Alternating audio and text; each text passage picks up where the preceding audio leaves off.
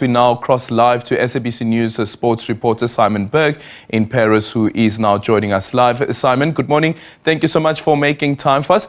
Any surprises for you there, considering the two changes that have been made to the squad early on? We're speaking to some experts in rugby as well, and one of the surprises that they say was that money not being included, not even on the bench. Yeah, surprised but not surprised. However, I do feel for Jacques Nienaber and for Kobus Reinach, that halfback pairing, delivering epic wins for South Africa on their road to the final against the French and against the English. And you can't help but feel that they left everything there on the field of play and earned their spot in the final.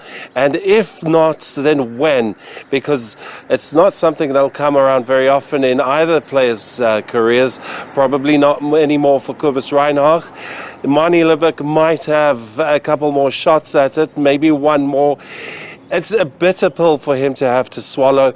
However, the Springbok management is going with their tried and tested Andre Pollard and Faf de Klerk. They feel like those are the two players who can deliver a victory against the All Blacks. And it is quite a challenge that they'll have. They've also gone for a 7-1 split on the bench. So they really are leaning heavily into the strengths of the Springboks that they see as being the style of play they want to play against the All Blacks. It's to take them into the forwards, it's to never let them go, and it's to have an incredibly busy day amongst the remaining backs who don't have any cover, maybe Willie Leroux, maybe Kwagga Smith, but it's going to be a busy day for them, and they're going to have to keep it tight amongst the forwards. So it wasn't really that much of a surprise. It was quite poignant for Jacques Nienaber to announce his final Springbok squad as Springbok coach. However, he did say that he cannot tell what the future may hold for him, and he may well be back around the Springbok setup at some point down the road. So he wasn't going to be completely devastated. It's just another path that he has to tread.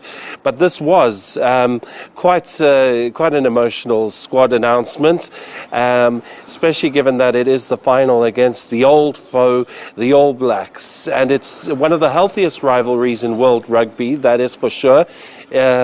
The two teams, no animosity against each other. It's just unfortunate that debacle with England had to rear its head, but that's now been put to bed. Bongi Mbonambi can play, will play, had no evidence against him, and now as it transpires, this may have all resulted or been a historical complaints going back to the autumn internationals. So that makes it even more ludicrous that England were even in the picture, in the debate, as we are preparing for a final against the All Blacks.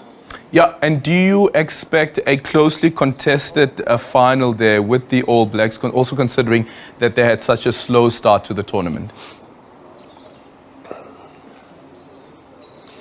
Well, if we are able to match them like for like, then yes, it's going to be an incredibly close encounter. If, however, we give them even half a yard, that's where they're going to stretch us, because they kind of score tries in bunches, and before you know it, you could blink and there'll be 2 tries ahead, 4 tries ahead, and then who knows what's going to happen.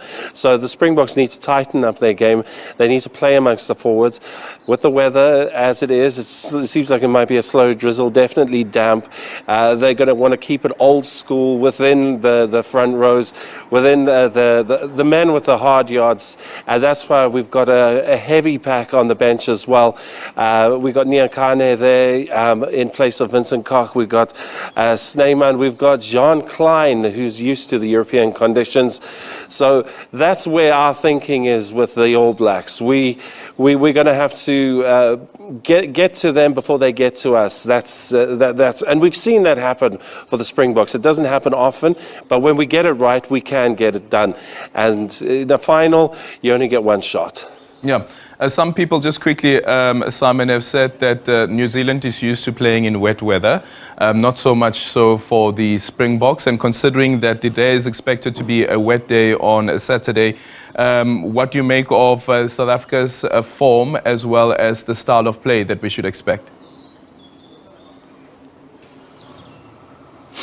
I think they're on quite a run of 1-point victories, so they've got momentum going in.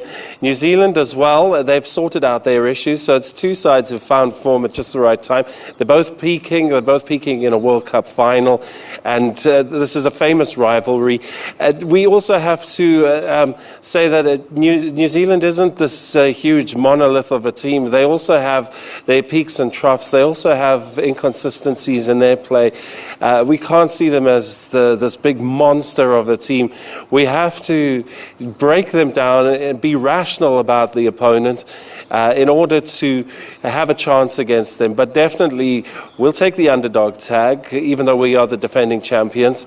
But again, in a New Zealand versus South Africa rivalry, it's immaterial who's the underdog. This is two sides going at it, hammer and tong. This is a perfect advertisement for World Rugby, and it's going to be a final to treasure for the ages and to keep in your memories for a long time to come.